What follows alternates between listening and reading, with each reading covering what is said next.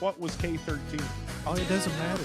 It does matter. Because if it was like, hey, you know what? Monday morning, toast in my hand. Flip on the speakers, I'm part of the band. Russ tells a story, Ryan starts to laugh. Ren's got a hot take, James breaks it in half. Chris hits record and the room comes alive. 5 friends talking like you just arrived. Songs of FM, we're all tuning in. Every little ramble feels like we're your kin. Songs of FM, let the nonsense begin. If you're here for the vibes, you already win. Oh yeah, oh yeah. Russ, Ryan, Red, James, Chris again.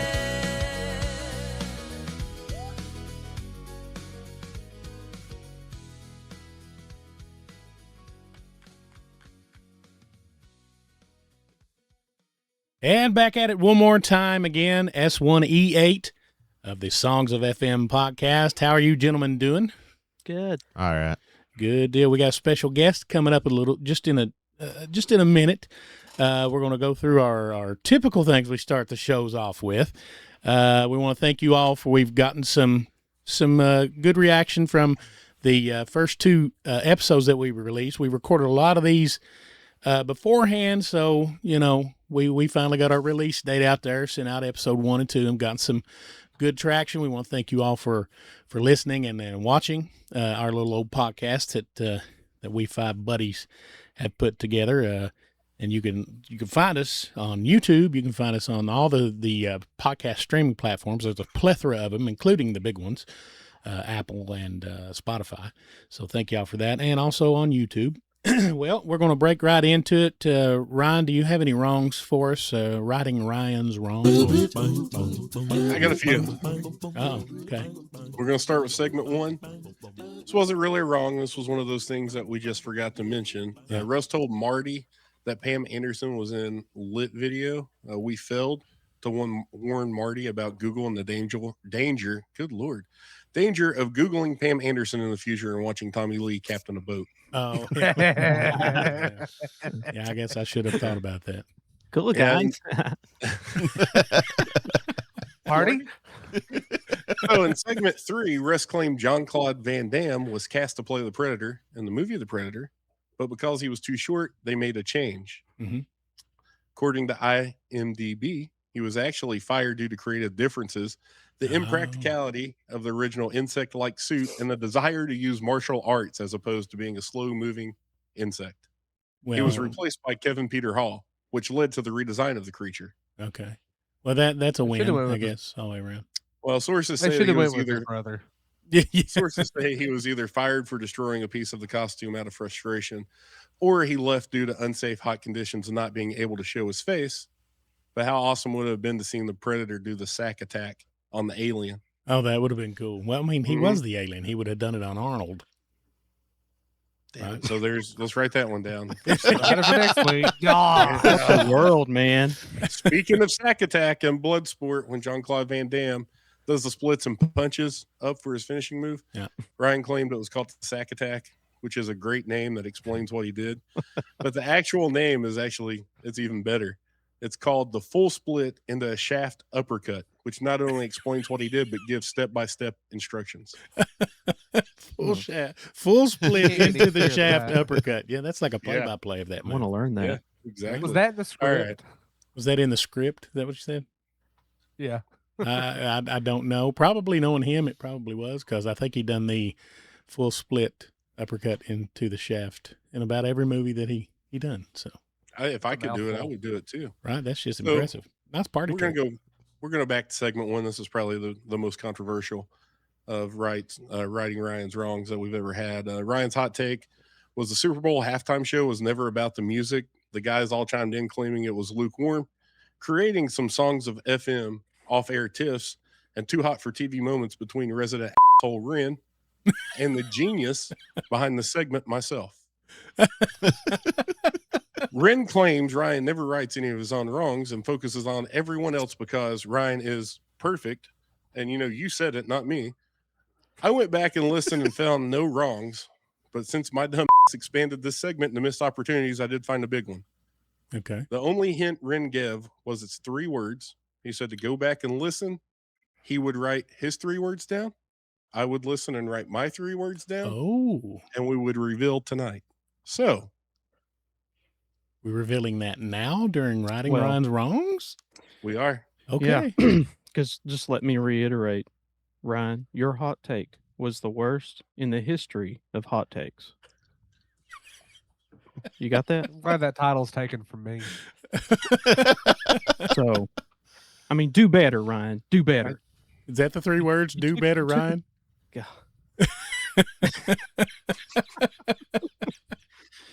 Took a deep dive and just could not come to the same conclusion I did. And it wasn't even, it's not even a topic I was going to bring up, but, I at least did the courtesy of understanding what happened during the 1992 Super Bowl halftime show that gives us what we have today. So, Russ, if you could just count down from 3, we'll finally see if we're finally on the same page. Okay. If he's done his due diligence. So I'm counting down backwards from 3, and you're going to give the 3 words simultaneously. 3, 2, are we doing it on 1, 2. or are we doing it on like 3, 2, 1 now?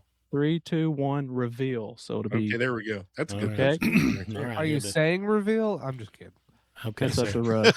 Just waiting for the countdown. Tense moment here on episode 8. Okay. I'm straight.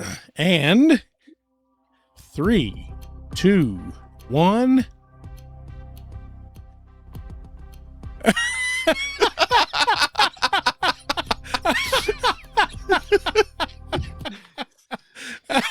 Well, Oh my That gosh. was close. we couldn't resist. Close. But no, seriously, we've not talked about this, and I did give him the assignment to. That was just a joke. And Chris, you're going to have to put a little block over that. Yeah. Scramble that one.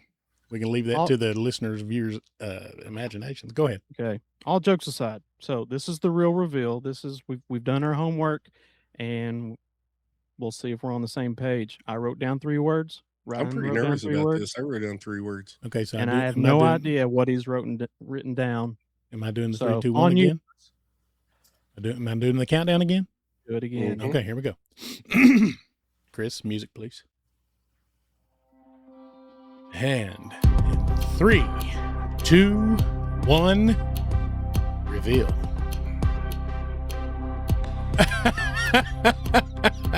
You got it was Yeah, it's the all thing. right. You guys got And you it. Now I totally know what that redeemed David yourself. Blaine feels like. That's awesome. Does anybody Yeah. get that? That one's kind of for me right now. All right, Hey. Ren, since you solved it, do you want to break it down? All right. Break it I'm down proud for of us. you, Ryan. You finally come to the same conclusion, or the correct conclusion. All right. So, during the 1992 Super Bowl on CBS, Fox opted to air an episode of In Living I Color. head-to-head remember that. we knew you would remember that, or I did. With the Super Bowl halftime show at CBS, this attempt at Super Bowl counter programming proved successful in attracting and keeping Super Bowl halftime viewers and drew 20 million viewers for In Living Color, causing viewership to drop by nearly 22% in some markets. So, Wow. In Living Color is credited with the NFL making the decision to adapt the modern day usage of popular culture spectacles, which has been used since performance at the 1993 Super Bowl, which was who? 93. Michael Jackson. Michael Jackson. Oh, so they stepped up their Ah. game because Yeah. of that. Oh, And if you okay. remember in my hot take, I referenced that it used to be a marching band and kind of a little Broadway show. And I said Yeah. the 1992 Winter Magic halftime show, which was the last one before Michael Jackson. So, I Oh. listened to it in preparation for this segment, and I'm here to say it wasn't even a lukewarm take. It was just a sorry piece of shit, and I'll try to do better moving forward.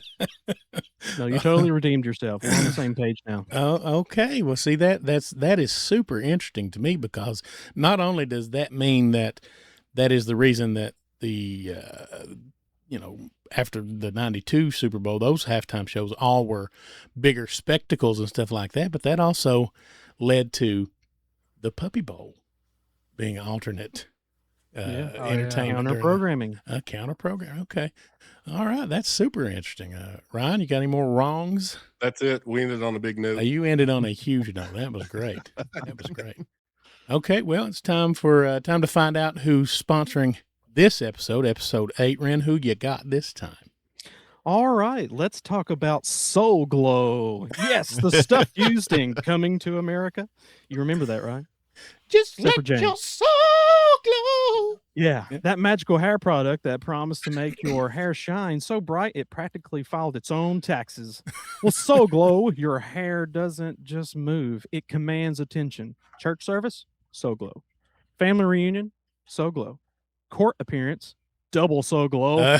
And sure, your couch might get a permanent shine impression, but isn't that a small price to pay for a legendary Jerry curl? So don't just condition, don't just moisturize. Glow with Soul Glow.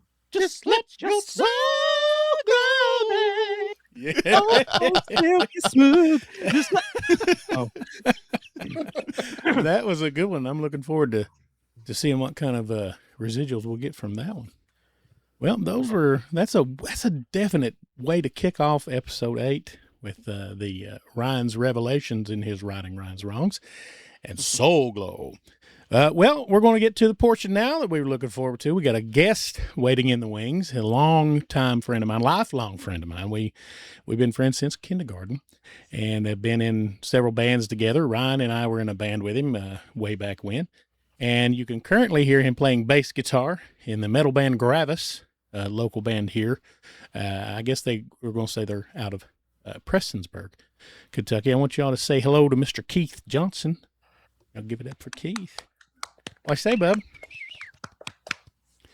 How you doing? Hey, how's everybody doing? Doing good, bud. Doing good. Pretty good. How about y'all? Doing good. We want to, pick your brain a little bit before we go on with the show and see, your background in playing music, because I know most of it, but recently with you being in the band Gravis, that's something I'd like to pick your brain about. But first of all, I got 2 questions for you. Number 1, why did you agree to do this? And number 2, do you really know what you're getting into with this?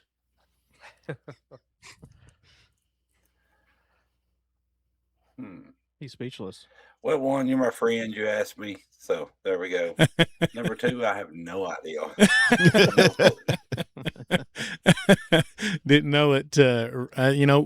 Normally the Writing Ryan's Wrongs is a little more streamlined. It was revelatory this time around, and you never know what you're going to get with our ads. We never know until the episode. So, we all learned that at the same time.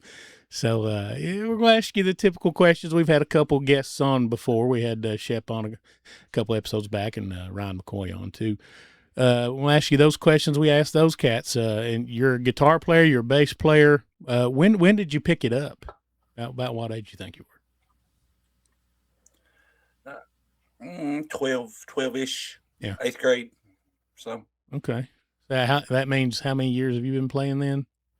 Because we've been out of school for 30 years this year.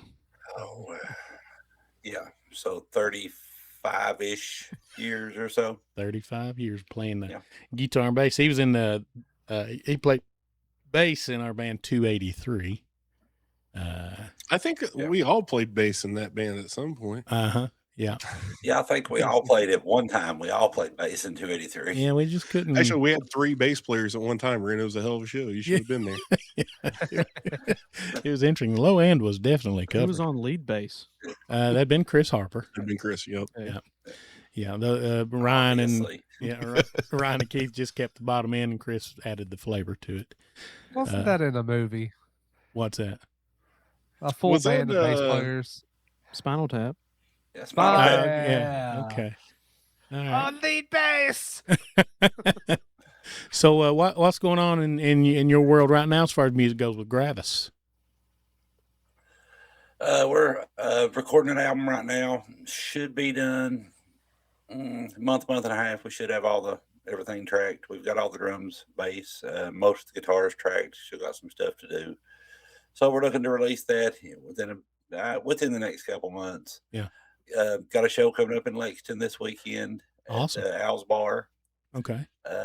Got one coming up in June at the Mag Bar in Louisville. I think we're going to have a bridge show or two in Prestonsburg between now and then. Okay, and that's located behind the Dairy Queen in quite a few Prestonsburg, things right? going on. Some shows lined up for later on in the year too. Okay, the bridge show, that's located right behind Right, the Dairy Queen in Prestonsburg, right?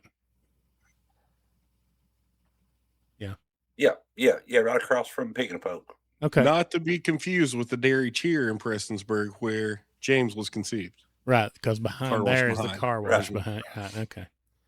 All right. Well, we're looking forward to the Gravis stuff. You throw that information our way, and we'll definitely put it out to everybody. And y'all check out Gravis on Facebook and all the socials, and you'll be able to keep up with him if that's your thing. And it's I mean, I know it's metal, but is there like a you know how metal is really branched off into Subchords of metal.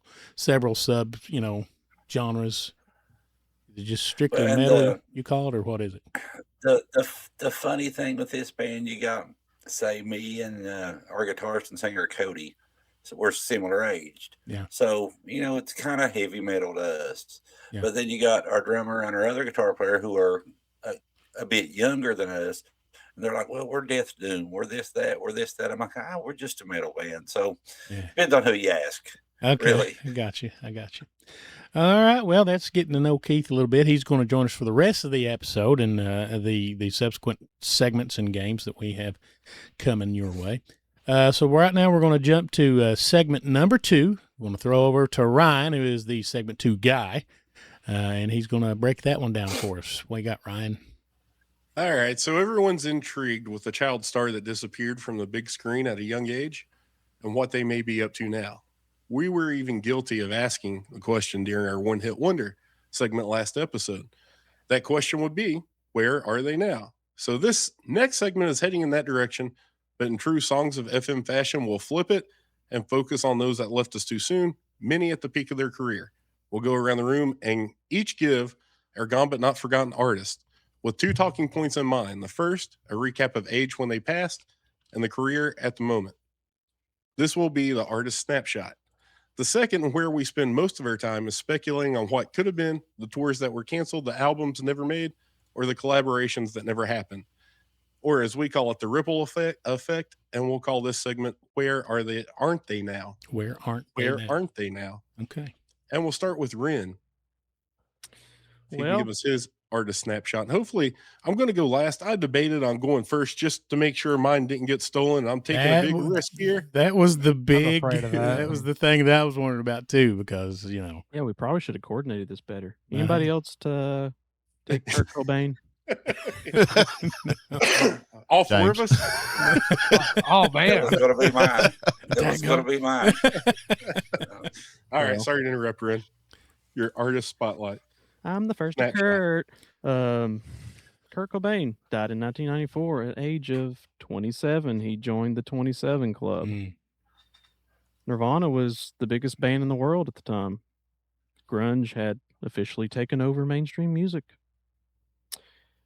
And I guess my most intrigue point of this is I've mentioned to you guys before his potential collaboration with Michael Stipe of REM. Michael Stipe. It's Michael Stipe. Michael sorry. Stipe, yeah.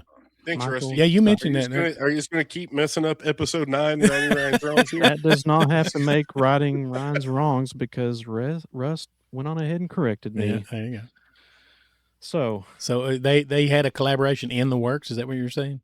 yes, and in this, I tried to revisit that and look into it, and apparently, you guys probably already know this. Michael Stipe of REM, he wrote a song and put it on his album that they released in '94 about Kurt Cobain. Okay. And I would like to play this video because it really encapsulates my thought and what I would really like to present Okay. about this time period of shortly after he passed and what effect that would have had. I mean, who knows what music? It seems like people were thinking he was softening up especially after the MTV Unplugged. Mm-hmm. There's a lot of articles out there about how Kurt Cobain kind of downplayed it or thought it was ridiculous. And that comes from his, he was really, self-defeating, or he really didn't have a lot of confidence in himself, or self-deprecating. Yeah, very negative.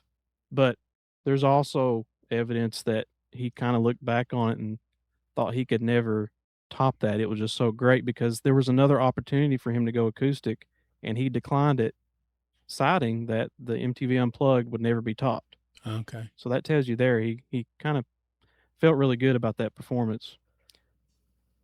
They lacked a little self-confidence. After a time had passed and had some time to reflect. So let me share the video. Okay. That I would like to present today at school. Everybody pay attention to the everyone, chalkboard. if you could, yeah. You have to do the legendary.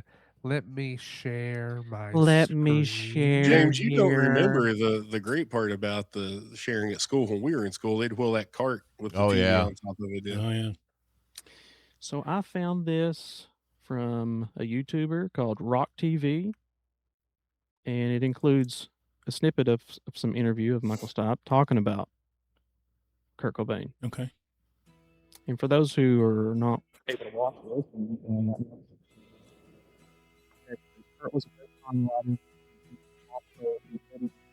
That's kind of overriding your. It's kind of overriding your audio there, Ren. Well, let me read this for you. For those who can't, this is Stipe going on record about Cobain. Kurt was a great songwriter, and he was also in a steady transition. As an artist, he had reached the end of one thing and was ready to explore the next phase, but he didn't make it, sadly. So now I will defer to the video. It was during the recording of REM's 1994 album Monster when Cobain died. That brought the recording of the album to a screeching halt, and this is where Michael Stipe wrote the song about Kurt, Let Me In. REM's Kurt Cobain's guitars are on the track. The guitar was given to the band by Courtney Love after Kurt's death. I wrote the lyrics in 5 minutes and recorded it in as much time. Yeah, and that was it. It was my plea to Kurt. Too bad. So there. Wow. That's my thought. That's my presentation. That's all I got. Well, that's that's two that I would not have put together is Kurt Cobain and Michael Stipe. So that I know that would have been super interesting. That kind of leaves you on a big cliffhanger. I'd found that many years ago about that fact of them potentially collaborating, and it just every now and then one of those things. You see something about Kurt, I immediately start thinking about that, what he would have done afterwards. So do we think he was going to go more in the popish? No, like just the stripped down acoustic thing, and kind of a la the if you've ever seen the movie Rockstar, Mark Wahlberg movie Rockstar, where he was this. Have I ever seen that? I can't. That movie, I can't even think about anything because of that movie. When I hear Stranglehold now, just anybody go back and watch it, and I get so excited when Joe plays it, and it's not because Joe's good. But that was his that character. Steel Dragon song is so good. Oh, it was. Yeah. I use that in their football games for third down. Oh yeah. We all die young.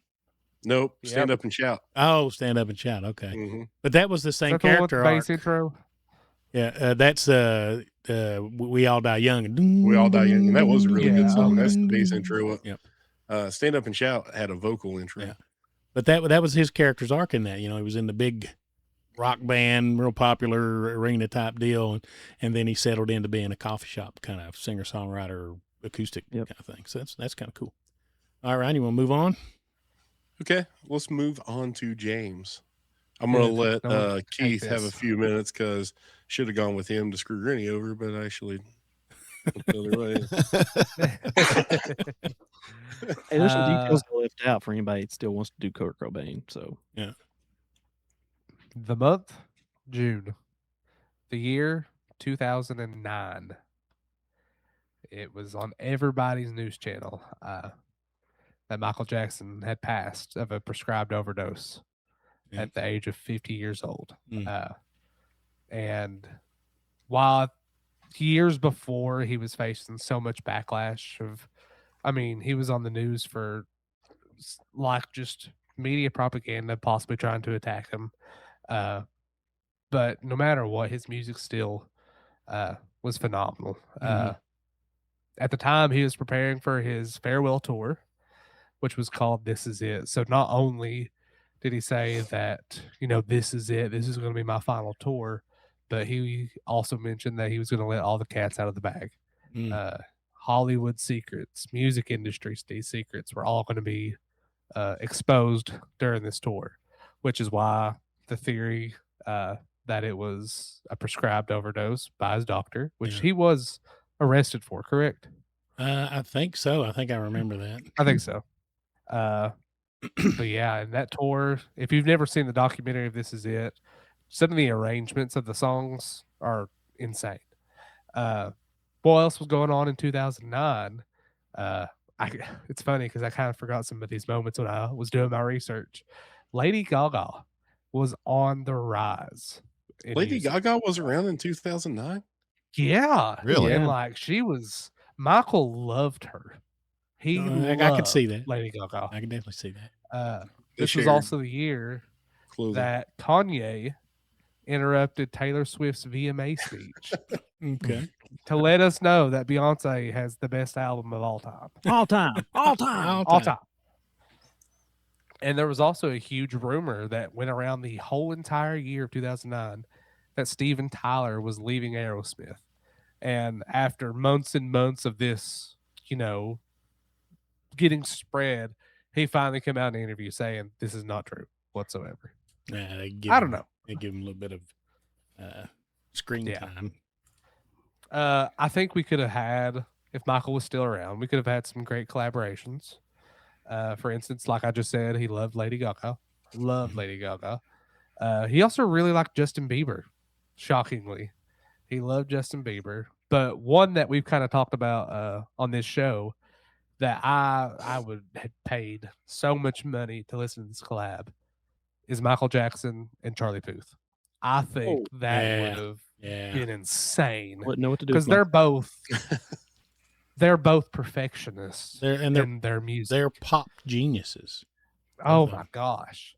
So I'm not sure it would have topped Mariah Carey and Boyz II Men though. I knew it. I knew he was going to go there. That's always going to be in Ren's back pocket. He's always going to throw to that one.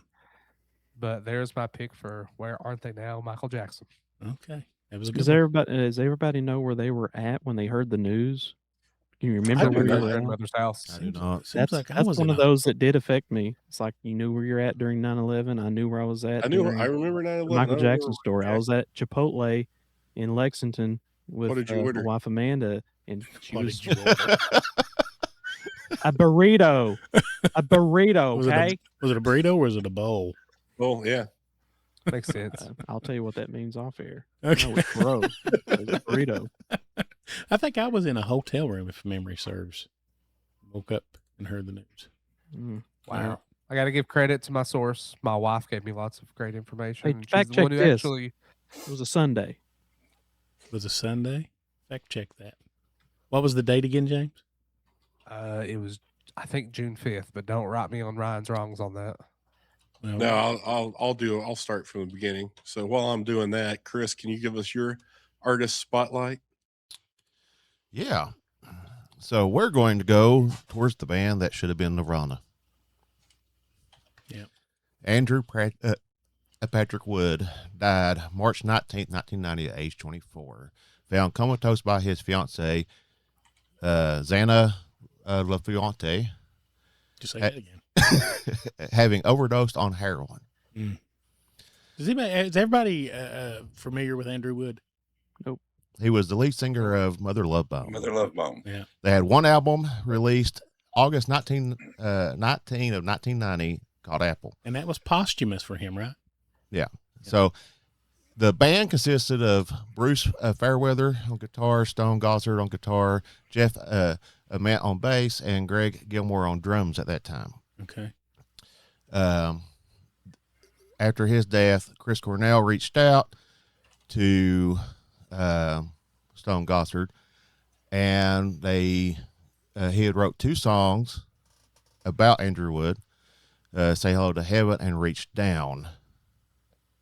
And that was on the Temple of the Dog album, which Chris Cornell was lead vocals, rhythm guitar, banjo, harmonica with Mike McCready on lead guitar, Stone Gossard on rhythm guitar, Jeff Ament on bass, Matt Cameron on drums, and Eddie Vedder on vocals as well, which end up with Pearl Jam.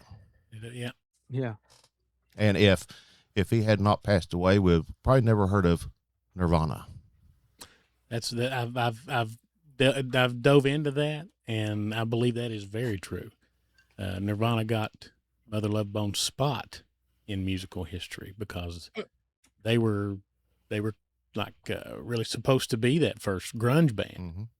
And after he passed, and that was the thing about that Seattle scene, is that they were all friends. It was not a competition whatsoever. Right. They all supported one another, and they were at each other's gigs. And he was talking about how Chris Cornell was the one that spearheaded the whole Temple of the Dog thing because he and Andrew Wood were they were roommates. Yep. Oh, and don't forget Alice in Chains Wood. Yeah, Alice in Chains Wood was written about him, and so was Candlebox's Far Behind, were songs about Andrew Wood. So that's a dive of any of you that haven't really heard that name or not familiar with it to dive into. I know Kieth knows a lot about that stuff, about that particular story of Andrew Wood and Mother Love Bone, and how there would never have been a Pearl Jam, for one. There would have been a Nirvana because there was a Nirvana, but they wouldn't have. You wouldn't have heard about them as much. Yeah, they wouldn't have spearheaded the whole they wouldn't have been movement. They would not have been out. And in then the front. would there not have been a Foo Fighters? Well, I mean, that's a very possibility as well. My other question was, what happens to Foo Fighters? If this guy could have really affected my musical. Yeah. Oh yeah. Yes, very much so. Because as much as I love Pearl Jam and Foo Fighters. That's right. So if you that is a interesting rabbit hole to go down, is the Andrew Wood, WOOD.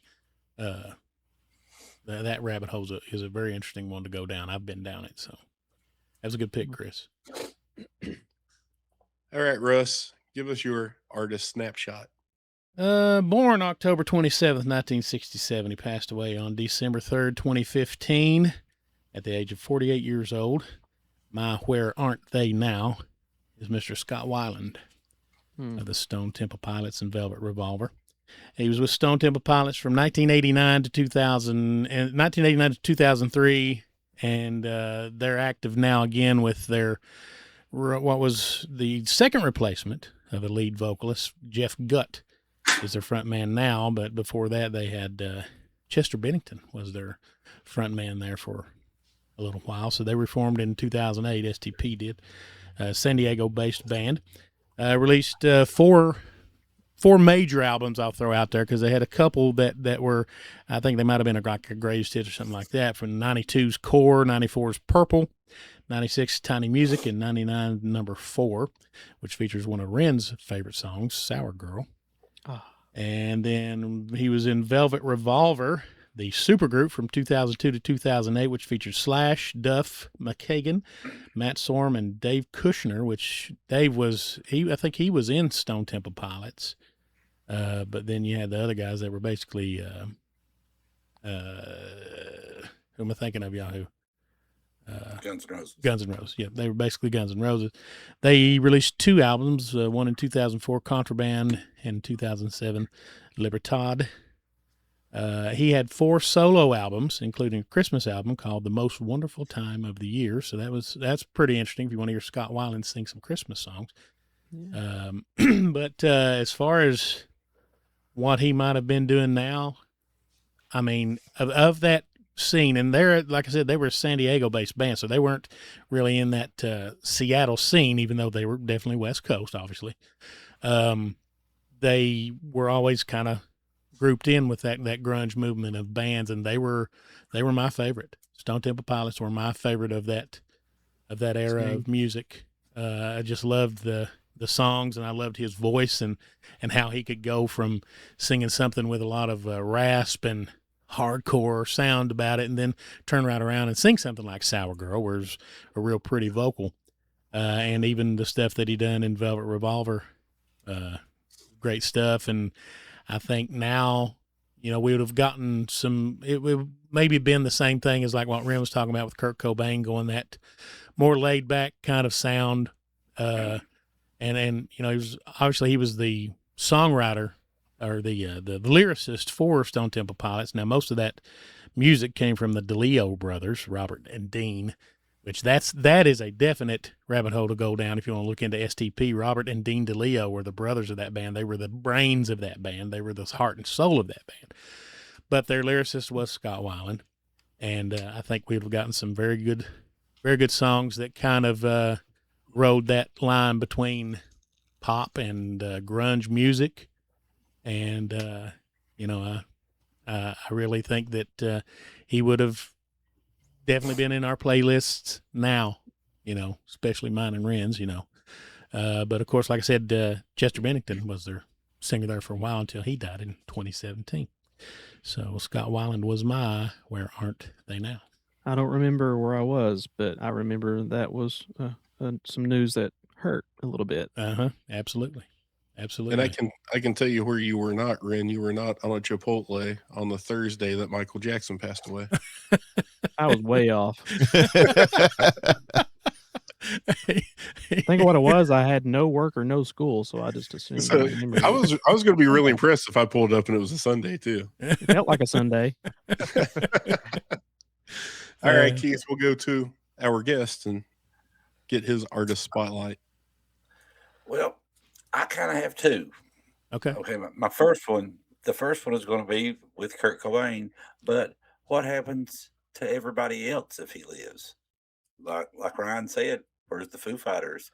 Yeah. You know, what happens to other members of Nirvana? You know, what happens to, is Taylor Hawkins still alive? Is he playing for Alanis Morissette still? Yeah. You know, there's a lot of things like what happens if he did live musically. Yeah. You know, so it's I don't think Dave Grohl would be in the Foo Fighters. Well, you know, I don't think there would even be a Foo Fighters. Yeah. I've had some thought experiments on that because I'm obviously a big Foo Fighters fan as well. But I think if Kurt lives, Dave Grohl had so much talent and creativity. I just think it would have been delayed and he would eventually got to it, but maybe it wouldn't have been as big as it is now. Yeah. Chris, didn't we start having this conversation a little bit the other night? Were you the one I was talking to that was talking about how Kurt Cobain really encouraged Dave Grohl, though, to do some of the songwritings and own recordings? Yeah, because I thought it was Chris, and I was like, hey, let's not talk about this anymore and save it in case it comes up. Yeah, because Dave was actually recording his own stuff. He had a tape that he would give to stations, whatever. There's actually a song that was on the B side of the single release of Heart Shaped Box that he wrote, all him, and the Foo Fighters did it live years later. I cannot remember the name of it right now. A song called Marigold. Yeah, Marigold. The Colors of Marigold. Yeah. So he had music that he was working on himself during that whole time, and he sat in the background. Got out there. Yeah, I would. That's how I would like to think. Dave Grohl's so talented, you couldn't have held that in for too long. Yeah. What was your second one? Sublime. Oh, Bradley Noel. What if he would have lived? Because you know their success was posthumous. Yeah. You know, he was already dead. You know, he had already died. You know, a few weeks before the album was released, and it was 40 Ounces of Freedom. Was that album, right? No, that was just Sublime. 40 Ounces of Freedom was the album before that. I think they were getting some traction with, and then when the self-titled album was released, that had What I Got and Wrong Way on it, they just Santeria, they just blew up. So, well, you know, it would have been nice if he'd have been around to see that. Yeah, that would have been cool. But his son is playing in his place now, and sounds just like Brad. Doing quite well. And it's funny because they had to change the name, right? Because of him, didn't they get sued because they were using Sublime and they had to? No, they're still Sublime. No, but if you look there, something with Sublime or something like that. There's some variation of it. Oh, okay. That was the old lead singer, Sublime with whatever his name was. As I think how they were doing that. So, but now you're right. That wasn't his son. You're right. That was Rome. Sublime with Rome. Yeah, Rome. Yeah, then his son's replaced him. Okay, so with his son, they're back to Sublime then. Back to being Sublime. Because I think it was his family that sued, right? To get him to, that would make sense. Not the two living guys that would be like, hey, we're using Sublime. I'm going to sue, so we can't use it. Yeah. Okay. Okay. All right, Bradley Noel and Kurt Cobain. So those are pretty good ones there, fellas. Makes you, all right, makes I guess you, that just leaves me. And another one, I won't really go into it a whole lot, but if anybody wants to look it up, there's a band from the, we'll say early to mid 90s called Four Squirrels. Had one song, and you'll remember the song, but just a tragic story. A band on the, on the rise. Horrible accident during one of their tours. The band destroyed. Just a really good story. If anybody wants to look it up, it's Four Squirrels. Really good. Four Squirrels. Okay, well, just the name alone, I'm going to have to dive into that one. I feel like we're being trolled. No, it really is. It really one of those bands that it would have fit in perfectly in that time. Okay, and it would have been a great band. Well, that'll be definitely one to look into. Four Squirrels. All right. So my artist was born July 1st, 1954. Technically, it was active from 1970 when he was 16 to 1989 when he passed. Are you doing Wayne Newton? Spoiler alert. His first top 20 single was in 1986, 3 years after he moved to Nashville. He was nominated for 3 Grammys, including Best Male Country Vocal Performance, but he's widely considered the best male voice in country music, and he's one of our own from Kentucky, from Sandy Hook, Kentucky, the late Kieth Whitley. That's a good one. That is good one. And that, when we first got there on the show, I was trying to think, and all the ones were coming up, and I was driving to work one day, and a Kieth Whitley song came on, and it just popped in my head. It was kind of a no-brainer for me. But he started at 16 with his childhood friend, Ricky Skaggs, and he played for Dr. Ralph Stanley. And the story goes, Whitley and Skaggs were both 16, discovered in Fort Gay, West Virginia by Ralph Stanley, who was 45 minutes late for a gig due to a flat tire. Stanley opened the door of the club and heard what he thought was a Stanley Brothers song playing on a jukebox. However, it was Whitley and Skaggs, and Stanley was quoted as saying they sounded just like me and Carter in the early days. So both soon joined his band. Whitley became the lead singer for Stanley in 1974. Also played with J.D. Crowe and the New South in the mid-1970s. So I would speculate that much like Ricky Skaggs, you would see Kieth Whitley in his later years return to the bluegrass circuit, maybe even for a collaboration. That's exactly what he'd be doing, and I never thought about that. 100%. That was good. That gave me some cold chills. Well, wait, there's more. This might make up for your really shitty hot take. You'll probably remember Red Atkins and his best known hit in the 90s, That Ain't My Truck. If you keep up with him, you'll know he's one of the biggest songwriters in Nashville, and he has been for a while. I mean, I think he was even writing before That Ain't My Truck. Yeah. And he spends a lot of his time on the road with his son, Thomas Rhett. I don't know if you know that they're related. Yes, I do. Okay. And he helps him out with writing in his career. I think Kieth Whitley would have been doing the same with his son, Jesse Kieth Whitley, even though he still hasn't given us his K-13 answer. Okay. Yeah. Maybe he would encourage him to give that to us. Yeah, Kieth Whitley, that might have went down with Kieth Whitley. The answer to that. I think he died before that, though, didn't he? Before K-13? Yeah, he did. He did. Okay. Yeah. So he passed away in 1989. So this year, in the past few years, 89. Yeah. He died in 89. 89. Yeah. Wow. Yeah. So that gives me my little, the past 2 years, Chris Stapleton and George Strait have been selling out football stadiums touring together. I think it would be a Kentucky Suns bill with Whitley replacing Strait. And not only on the tour, but I believe wholeheartedly we'd be calling him King Kieth. I love George Strait. And not to take anything away from him, but everything we know and love about Kieth Whitley occurred in 4 years. Wow, that's crazy. Yeah. Yeah. That is crazy. That by far is the best one. That's the best one that we've all picked. Yeah. All right, I'll see y'all next week. Just let me know. We'll go ahead. Show's over after that.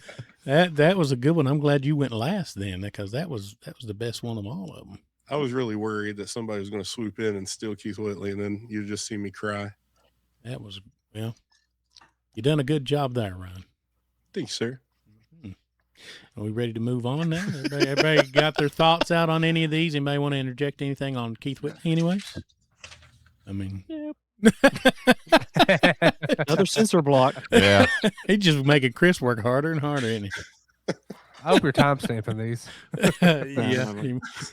I saw paper come up.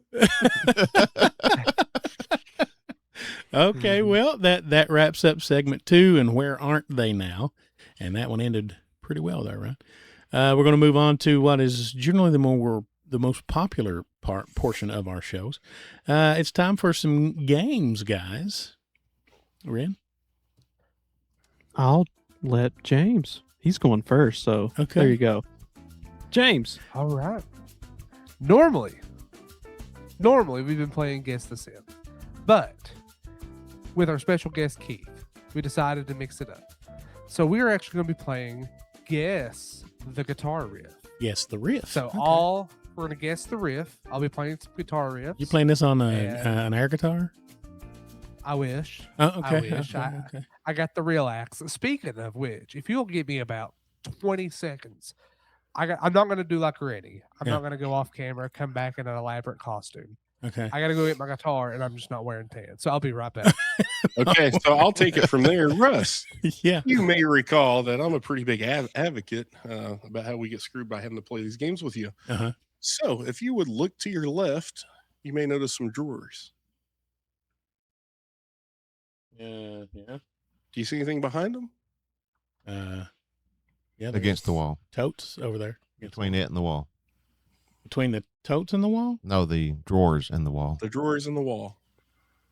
Yeah, there are totes between the drawers and the wall. The wall behind you and the drawers. Oh, back here?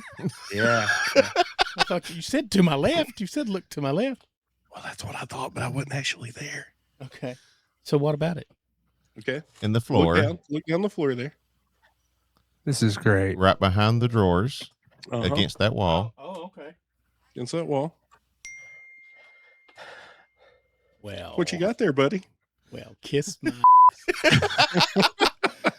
It's a whiteboard. So somebody mentioned that we should make Russ write his answers down and give us time to get it out of our mouth.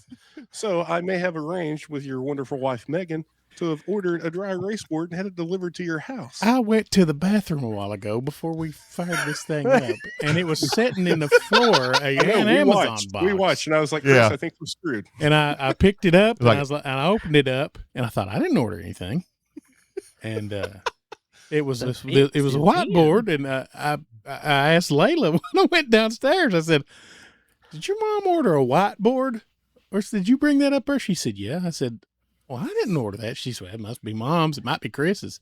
That's thought- my girl. Well, That's great. That was sabotaged by my daughter. So we're making him write down his guess while everyone else can just chime in freely, correct? Absolutely. And we'll see. If it goes Wonderful. too off, we'll let him come back in. Well, now, okay, I'm We're so going to get a head glad start. so No abbreviations. well, now let me No open the thing. abbreviations. Get all the accoutrement out of the way. That's fancy. It even has a mustache. It has a mustache. What is the mustache for? Is it magnetic? I don't have any clue. I'm so glad I chose songs with the longest song title. Did you really? So I expect to see you write down Another Brick in the Wall, part 2. Were you? Yeah, y'all gonna have to be able to read this because I'm gonna scribble these bits. What's that one a Rush song? The spelling count too, James. What's that one Dream Theater song you mentioned in like episode 1 or 2? La Villa Strangiato, is that what you're talking about? Yeah. I don't know how to spell that. I was like the spelling count too. All right, I'll go over the rules. Rules are just like Guess the Synth. I'm going to play a riff. First one, you don't have to buzz in. First one to say where this riff is, what song it is. You don't have to say the artist. What song it's from gets the point, except for Russ, because he has to write down the entire song name. Really? No abbreviations. And I expect tu brute? perfect. Et tu brute? I expect perfect punctuation. How about handwriting? Hold on. How many do we have, James, so I can keep up with this? So we I've can know got when to 5. let him back in to see if he can recover. Ren and So Ryan if had you their keep little them down signs. too, Here's really mine. Here it is. There's mine. There's mine. Right there. So if we can get him down 2, we'll let him come back in normally and see if he can catch up. Okay. Let me erase it. Marker has to be inside of your Cap hat off. before you can get out there. Okay. All right, are we ready? Before I start, I just want to thank you all so much for allowing me to play guitar. I've been working really hard on these songs, so here we go. Hey, James, before you start, kiss my. I don't know that one. Anyway.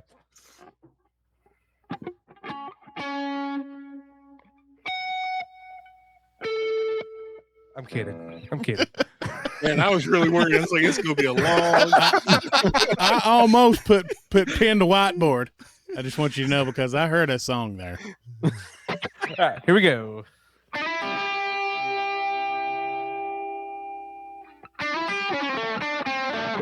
Have a drink on me, ACDC. Oh, Keith comes in. Steals the first one. These might be a little. What you got there, Russ? Huh? What you got there?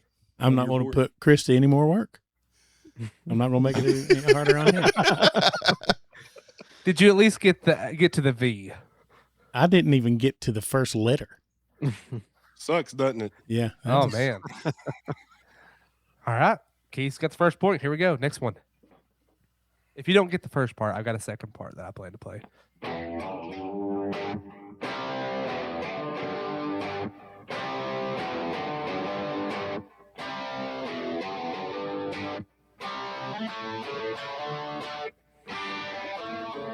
Is that Aerosmith? Yeah, Aerosmith, Love in an Elevator. Yeah, wow. That's what I was doing. I couldn't think of the name. All right, so Russ, you're back in. Whiteboard can go. Yahoo, great. Look under your chair.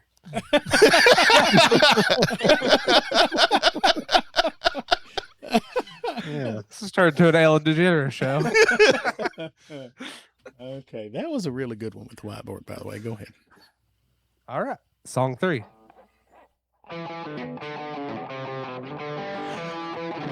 Iron Maiden. Yes. Is it something The Beast? Trooper. Run to the hills. Run to the hills. Run for the hills. Run for the The hills. Trooper. It was the It's Trooper. Yeah, Chris got that one. It was Run the to the Trooper. hills. You're almost playing it at concert speed. Yeah. Almost, yeah. Yeah. Man, that's hard on the hollow body. I'm not gonna lie. Yeah. So Russ got that one. No, Chris got that. No, that one. Chris got that one. Did you say the Trooper? Yeah, I said the Trooper. I said Iron Maiden. Oh, He said, I nice. can't remember. He said Trooper.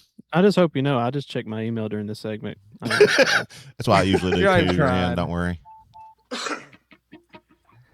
All right. Number 4. Are we ready? Yeah.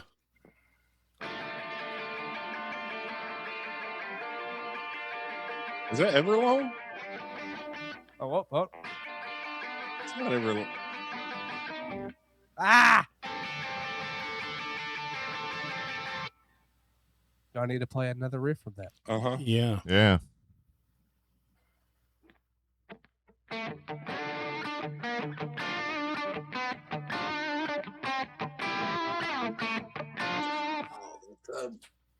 Yeah.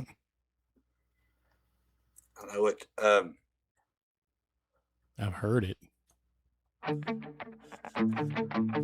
Oh, here it is. Ah! I can't even remember how it goes. Okay, so I'm going to request for the future of this segment that James learn how to play the songs before we. Hold on.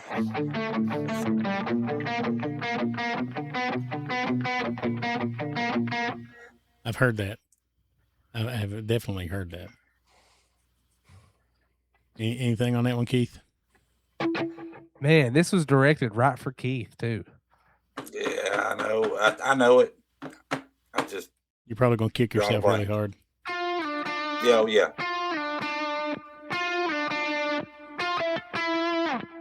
I know that song. Yeah. All right, we give up. All right. What is it? Go ahead. Hangar 18 by Give me an Megadeth. angel. Hanger 18. Yes. I knew it. Man, how inspired are you from Yeah. Guitar Hero? A lot, apparently. That's the first thing I'm going to do is check and see how many of these came from that. Yeah. Okay.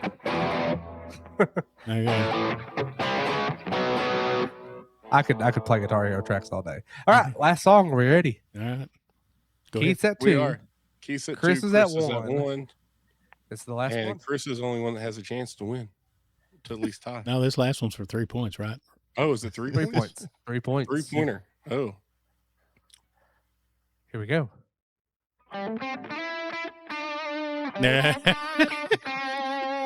Never going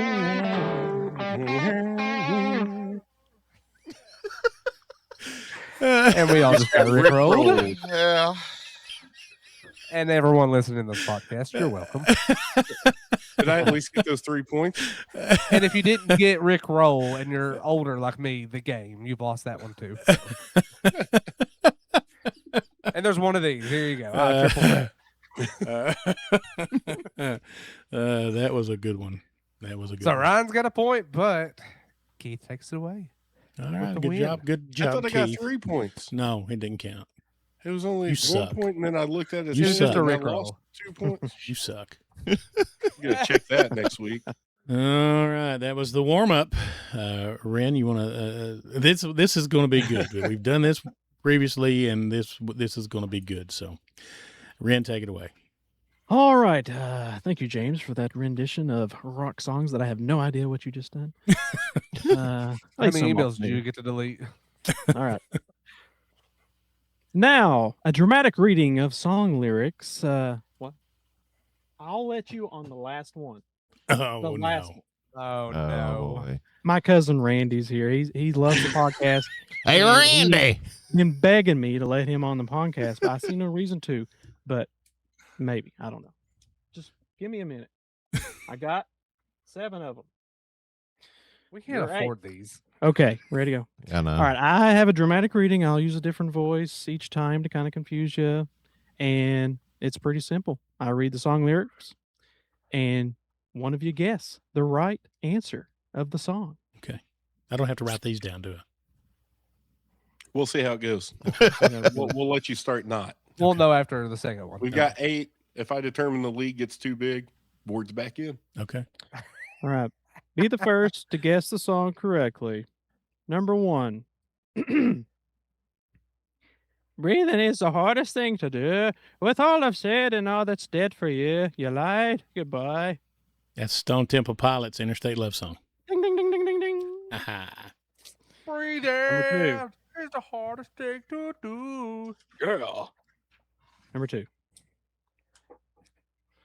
And I don't even care to shake these zipper blues, and we don't know just where our bones will rest. To dust, I guess forgotten, and absorbed to the earth below.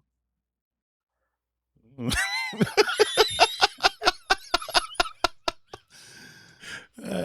it again. We got some helium. And I don't even care to shake these zipper blues, and we don't know just where our bones will rest.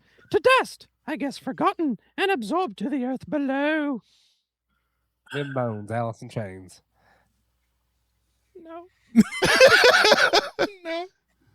I just heard bones. That first line is familiar.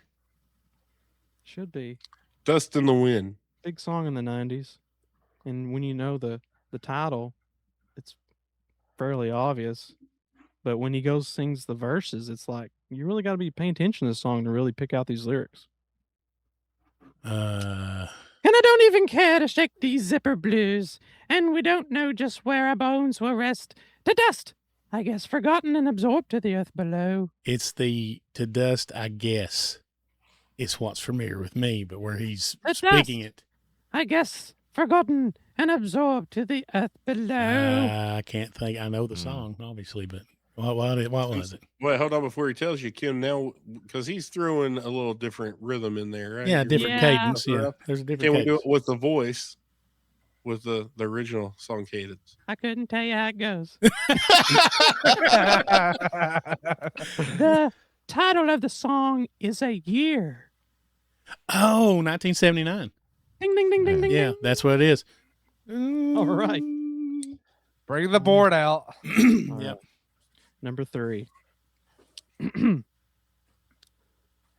Weapons, not food, not homes, not shoes, not need. Just feed the war, cannibal animal. I walk the corner to the rubble that It's used Bulls to on be Parade. a rock. Rage Against the Machine. Yep.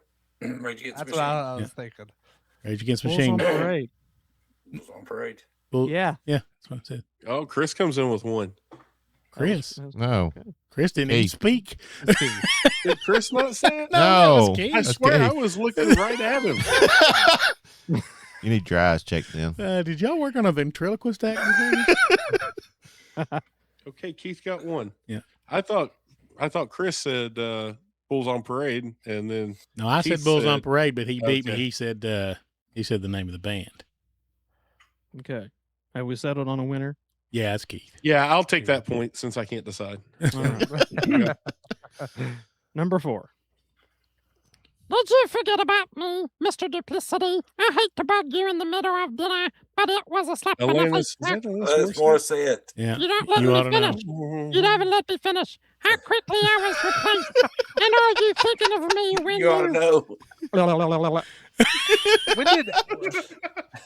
When did Elmo get on here? I don't know, but Elmo's a little pissed. Yeah. You got to let him finish, boys.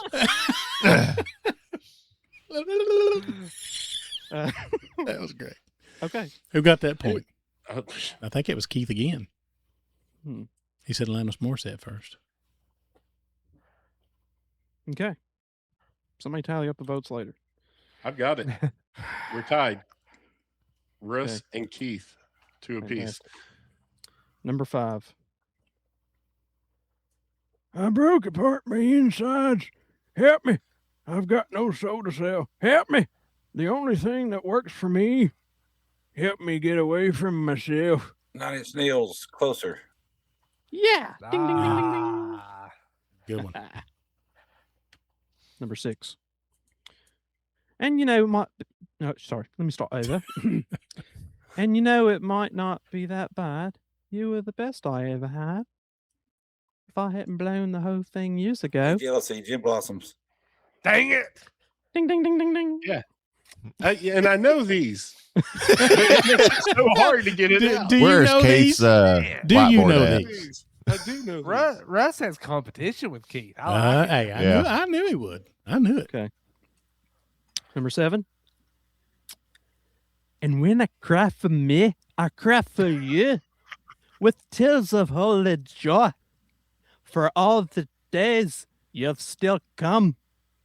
And did I ever say I'd never play or fly toward the sun?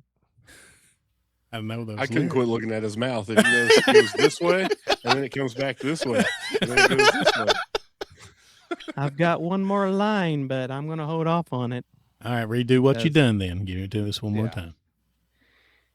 And when I cry for me, I cry for you with tears of holy joy for all the days you've still to come. And did I ever say I'd never play?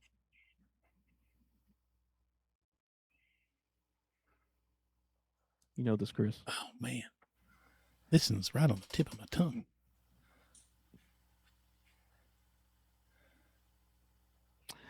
You know, Russ, you gotta come Tears of through with gold. 2 more. You're down. Hold on. That's in the meantime, Space Hog. Yeah. Okay, I would have got it.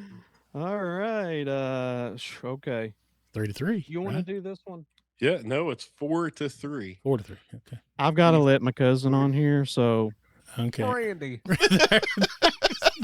There's a thumbs up. What? I'll let you do it. Ow, shoot, I'm getting up. Lay off of me. Randy seems to be a little bit. I think Randy is Randy's bully. I don't think, by the sounds of it, I don't think Randy's going to have to put on a voice for us.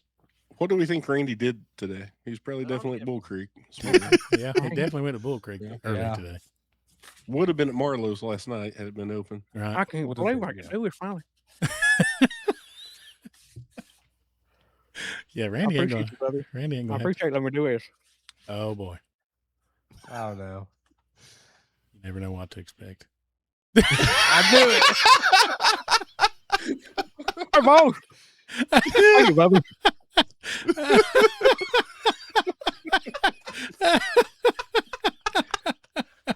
What's the damn funny? Nothing, Randy. Nothing. Randy. All right. I'll just read this. Okay. He just said I just got to read it. That's all I got to do. Yeah, you ain't got to put on a voice, Randy. Here we go. Kneeling, looking through the papers through he doesn't know to read. Oh, yeah. Oh, praying now to something that has never showed him anything. Oh, feeling understands the weather of the winters on its way. Oh, ceilings. Even flow, Pearl Jam. That's correct, buddy. Oh, what? So this is unprecedented. Usually Russ sweeps it. We don't have to worry about it. We're at a tie, 4-4. So can Randy throw us another one? Yeah, Randy, you got another one in your back pocket? You've got your ball. You've got your chain. Tie me up again. Oh, I didn't know he was doing the song. Yeah, that's Talking Dave to Matthews my Band. friend. That's Crash Into Me. That's right. That's right, buddy. Oh, and Russ with the comeback to take the 9-4 victory or 5-4 victory. You put me through my paces there, Keith. And if it weren't for Randy, because I can speak Randy's language, you know what I mean? Thank you, Randy. I appreciate You're welcome, Bobby. I believe I seen you at Bull Creek Saturday. Yeah, buy me some DVDs. Wasn't you the one selling the bongs and stuff down there? I wasn't selling nothing, buddy. I glass was pops. I go there every Saturday. I seen you. Yeah. I seen 4 of you, to be honest. 4 of me. I did. The eyes. Randy, I think you need to go get your eyes checked. You may need glasses. Probably so. Just happy to be here, fellas. Well, thank you, Randy. We really appreciate you joining Fan us. of the show. Let me tell you what, I'm a fan, buddy. Oh my gosh. Good stuff, I tell you. Well, okay. I think that was the last one. Well, yeah, we had to have the tiebreaker there. So, yeah. All right. Well, that wraps up episode. That's it. Hey, that's right, Randy. Yeah, this is it. I mean, do we want to interview him? Yeah. Okay, Ryan. Interview no, what? I want to interview my boy. All right, Randy. So we've heard that you're a frequenter of Bull Creek Flea Market. Everybody knows that the best thing down there is the pork rinds. Do you get them barbecued or not? Oh, I love them barbecue pork rinds. Oh, that's yeah. I like Randy. I think we need to bring him back. Anytime, bud. Well, that'll wrap up this episode of Wait, the songs. I've got a question. One more. I've got a question for Keith. Shoot away, bud. Yep, I've always got my one question, Rusty. Oh yeah, for Keith. That's right. That's right. Okay. It is. And Keith, I'd like to know who would you say is the best drummer that you've played with that you've shoved "This Way to Melvin" sign through the back of their dad's minivan? There's so many. I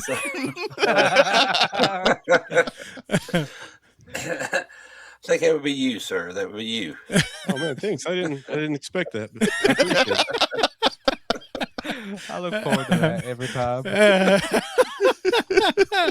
Yeah, and my dad did not know about that until my wedding and Rusty's best man speech. Yeah, I didn't mention that. Because I remember the next morning he woke me up and he's like, "Where did all this mud come from in the minivan?" And I'm like, "I don't know what you're talking about." That's a. You're funny. Okay, that'll wrap up this episode of the Songs of FM podcast. We want to thank you all for joining us this time. You can find us on YouTube in the visual form.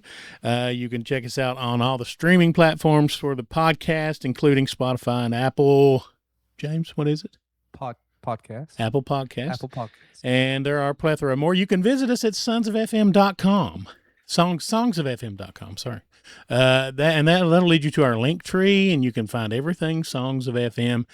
And again, we want to thank you for the support thus far, and we'll keep going as long as you keep listening. Randy, appreciate you, buddy. Thank you for being on. Appreciate you, boss. Keith, we really appreciate you hanging out with us, man. I'm glad to have gotten you on here. Did you enjoy yourself? Absolutely, absolutely. Good deal. Well, until next time, for Ren, for Ryan, for James, and for Chris, this has been Russ. This is the Songs of FM podcast. See you next time.